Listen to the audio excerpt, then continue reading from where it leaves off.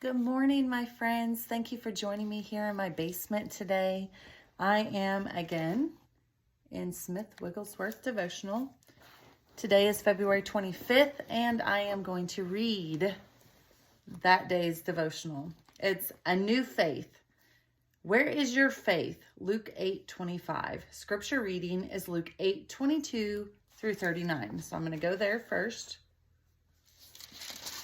I am using the New Spirit-Filled Life Bible, 22, what did I say, through 39. All right. And it's titled, this first little piece is titled, The Wind and Wave Obey Him. And then a demon-possessed man is healed is the next section. Now it happened on a certain day that he got into a boat with his disciples, and he said to them, this is the red letter, "Let us cross over to the other side of the lake." And they launched out. But as they sailed, he fell asleep, and a windstorm came on the lake, and they were filling with water, and were in jeopardy. And they came to him and awoke him, saying, "Master, Master, we are perishing." Then he arose and rebuked the wind and the raging of the water, and they ceased, and there was a calm. But he said to them, "Where is your faith?" Sorry, I'm going to fix my thing here. "Where is your faith?" And they were afraid and marveled, saying to one another, "Who can this be? For he commands even the winds and the water, they obey him." Then they sailed to the country of Gadarenes, which is opposite of Galilee. And when he stepped out on the land, there met him a certain man from the city who had demons for a long time, and he wore no clothes, nor did he live in a house, but in the tombs. When he saw Jesus, he cried out, fell down before him, and with a loud voice said, "What have I to do with you, Jesus, Son of the Most High God? I beg you, do not torment me." For he commanded the unclean spirit to come out of the man, for it had often seized him, and he kept under guard, bound with chains and shackles. And he broke the bonds and was driven by the demon into the wilderness. Jesus asked him, saying, "What is your name?" And he said, "Legion," because many demons had entered him. So right here, the man isn't talking. It's the spirits. The demons are the ones talking. And so oftentimes, like if you're in deliverance, the spirits can end up speaking instead of the person speaking. So you can ask, "What is your name?" And you can call it out by name and command it to leave. So Jesus here is asking him, "What is your name?" And he said, "Legion," because not one demon entered him. Many demons had entered him. So it was a legion of demons. And they begged him that he would not command them to go out into the abyss. Now a herd of many swine was feeding there on the mountain, so they begged him that he would permit them to enter them, and he permitted them. Then the demons went out of the man and entered the swine, and the herd ran violently down the steep place into the lake and drowned. When those who fed them saw what had happened, they fled and told it to the city and in the country. Then they went out to see what had happened, and came to Jesus, and found the man from whom the demons had departed, sitting at the feet of Jesus, clothed and in his right mind, and they were afraid. So a lot of times you can see people acting strangely, not doing what you think should happen. Depression, anxiety, panic attacks. A lot of times they're demonic, taking over the mind and not allowing the person to actually be free of those things. So it isn't always a medical condition. Now, do we medicate those things? A lot of times they are medicated, but it's not always a physical thing. A lot of times it is demonic, and people don't understand the demonic realm. And so they will go get medicated or seek counseling and therapy instead of, it's a demon, it needs cast out. And we allow those demons to come into our lives by music that we listen to, movies that we watch, idolizing different things. Like there's so much Ouija boards and tarot cards, things like that. All of that can allow demonic spirits to be in your life and your children's lives. And so you have to be very, very careful. So he's in his right mind now. And these people that came, they're afraid. They also, who had seen it, told them by what means he had been demon possessed, was healed. Then the whole multitude of the surrounding region of the Gadarenes, that's a hard word, it's not anything, Gadarenes, asked him to depart from them, for they were seized with great fear, and he got into the boat and returned. So these people were so scared of them because they set somebody free that they told him, get out of here, Jesus. We want nothing to do with you. And that's what a lot of society does to those who believe in people being possessed and getting deliverance. They're like, you need to go away. Like, you're weird. You're scary. We don't understand this. So just go away. We'll just deal with it with medication. And we don't want to deal with this as being demonic. And it's really sad because you could be set free and be healthy and whole in Christ if you allow those demons to be, expelled from your body, to tell them to get out, to go away, that you don't want them anymore. And understanding that you can have deliverance, you can be set free. But even here, even in the Bible, there's people going, Jesus, get away from us.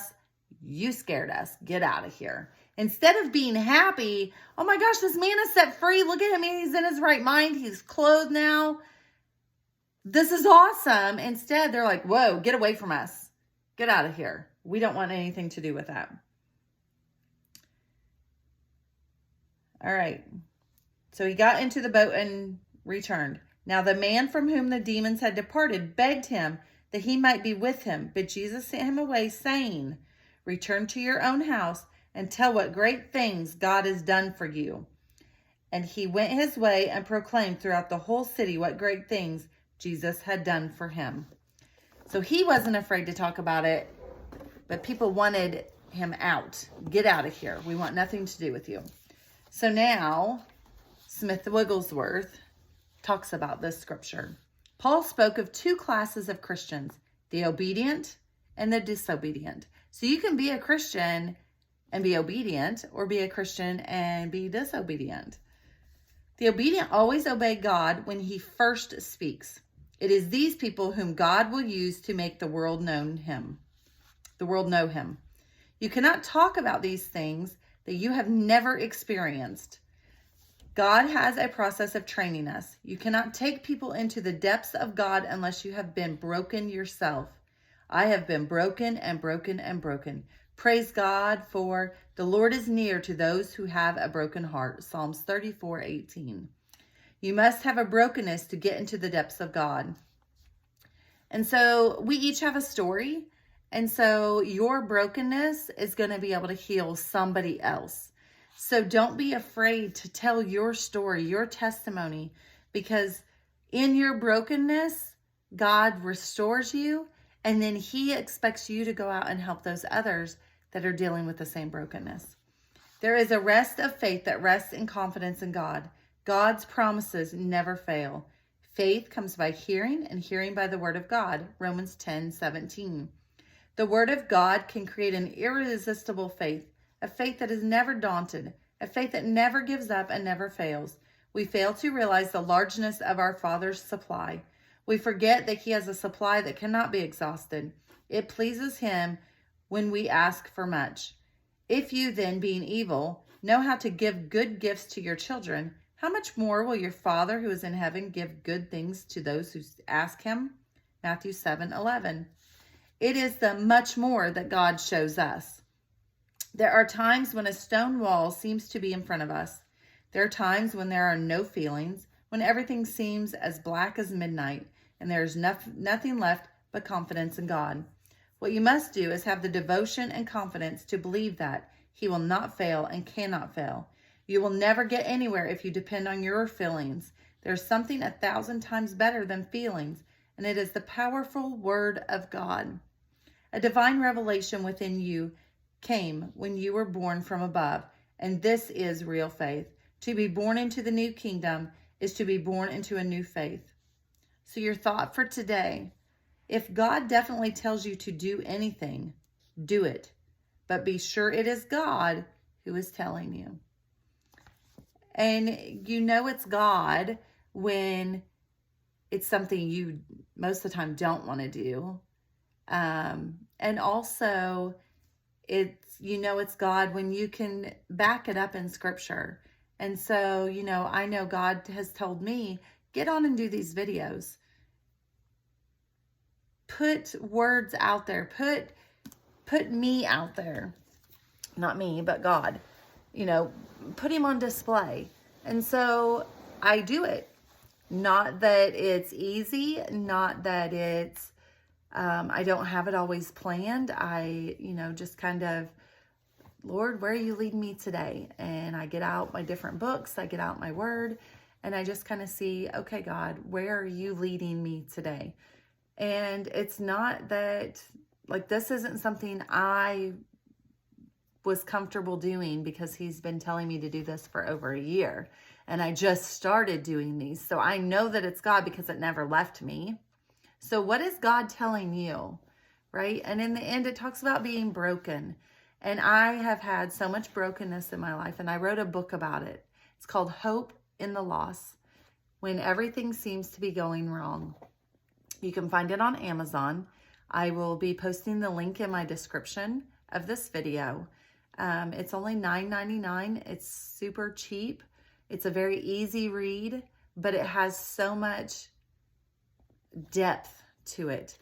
You can feel my brokenness, and there's several different areas of brokenness that it can reach pretty much anybody, because I have so many areas that God has broken me, or not necessarily that he's broken me, but he's allowed brokenness to happen so that he can restore and get the glory for that. And so this book is basically giving him the glory, and it talks about my healing journey, my process of being healed, and then another trial or trauma happens, and then I have to trust and lean in God again. And it talks about how, I felt like God was good, but he wasn't good to me. And I kept having these broken areas, and he just wanted me to come and sit in his presence, read his word, pray, right? But I kept doing my everyday, I don't have time. Yeah, I do. I just never made time. And so through my brokenness, he's brought me to a place that I can't wait to spend time with him. And so I talk about the different things through my book, about my journey. And so I invite you to read it, to find it, to share it with people. If there's somebody in your life that is going through traumas. I've had miscarriages. I've had struggles in my marriage. I've got a prodigal and just different traumas I've had. I have, a father-in-law who's fighting cancer. I lost my father in 2021. I lost my mother-in-law in 2021 at the end of the year, about 6 months after I lost my father. And so, through all that last year, God took me to Israel and healed me, healed my heart, and brought me to a place of, I want him. I've always worshiped in the church, but I didn't have a deep root system. I piggybacked off of the church. And so God had to bring me to a place of such brokenness that it wasn't anybody else but my desire and my willingness to lay down and sit at his feet. So I challenge you to you get into your word and pray and seek out what God wants for you. But if you have brokenness in your life, if you're still struggling, or if you know somebody that is, grab my book. I promise you it's going to bless you. And then if you know somebody else, pass it on. You know, it's going to help so many people on their journey with God. And it was I know, spirit-led book. I knew the title 8 years ago. And then after I got back from Israel, it took me 2 weeks to write it. I had kind of started, but he completely finished it in 2 weeks. Then I had to go through, and it took a while to get, you know, all the grammatics, you know, correctly and to just fine tune it. But the actual content of the book took me 2 weeks. So I know that it's God inspired, because that is not an easy task. And so I know that God ordained it. He blessed it. And I know it's going to bless many, many people. So if you're somebody who is struggling, you know, click the link below in my description. You can find it on Amazon. It's called Hope in the Loss, When Everything Seems to Be Going Wrong. I promise you it will bless you. Lord, I just thank you for those that are watching, that are under the sound of my voice, that you bless them this weekend, Father. Lord, I just thank you, the revival that's sweeping across this nation, that it start hitting the hearts of those that are watching, that they have a desire to seek you. They have a desire to hear your voice. And they ask, what is it that I can do in this day and in this time to where I can speak your words and minister to those around me? What is my gift and my calling? What is their gift and their calling, Lord? I pray that they truly become repentant and seek after you, and that you heal any broken areas in their life. You restore marriages, bring prodigal children home. In Jesus' mighty name, I thank you for it. Amen. Thank you for watching. Be blessed.